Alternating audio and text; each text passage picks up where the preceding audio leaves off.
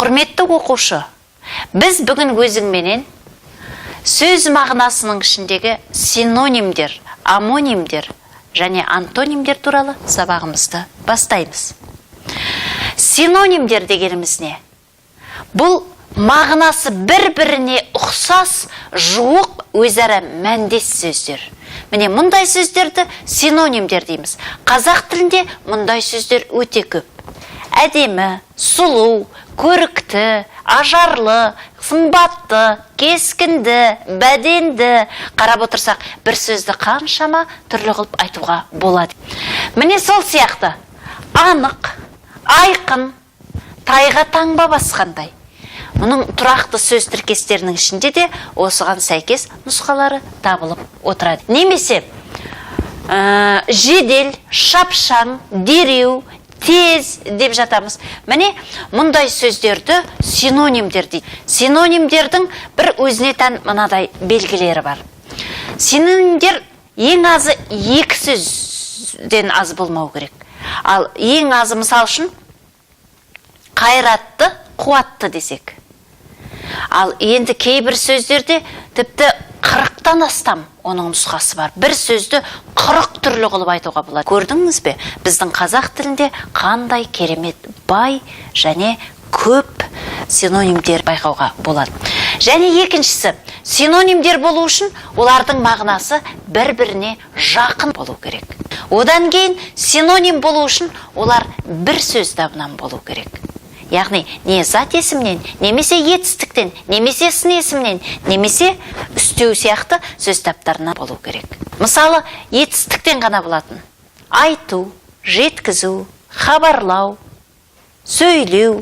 Қарап отырсақ, міне осылай қылып та айтуға болады. Және бір грамматикалық тұлғада тұру керек. Әртүрлі жұрнақ, әртүрлі жалғау жалғана бермейді. Ал міне осындай сөздерді синонимдер дейді. Тағы да есіңе саламын. Синоним дегеніміз айтылуы басқа, айтылуы әртүрлі дыбысталу. Бірақ өзінің мағыналары бір-біріне жақын, бір-біріне жуық мәндес сөздерді синонимдер дейді. Ал амонимдер. Амонимдер деген сөз біртектес деген ұғымды білдіреді. Яғни дыбысталуы бірдей. Керісінше синонимге қарама қарсы. Дыбысталуы бірдей, бірақ мағынасы мүлдем бір-біріне жуымайтын. Мағынасы мүлдем басқа сөздерді амонимдер дейді. Мысал үшін, бас дейміз, адамның басы. Ал аяқ пенен бас дейміз. Қарап отырсақ, адамның басы деген зат есім, ал аяқ пен бас десек, бұл етістік болады. Көрдіңіз бе? Бұл екі түрлі грамматикалық тұлғада болып отыр. Амонимдер. Мысал үшін, мақта дейміз.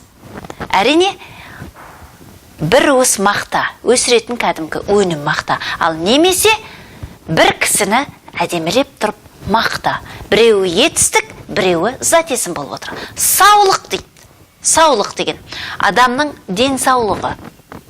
Ал немесе саулық қой дейміз. Бұл екеуінің де мағынасы бір-біріне мүлдем жақындамайды. Бірақ бұл екеуі де зат есімнен бола беріпсін. Түс дейміз. Аттан түс және түс мезгілі дейміз. Немесе жүз дейміз. Жүз деген сан бар. Суға жүз деп жатамыз.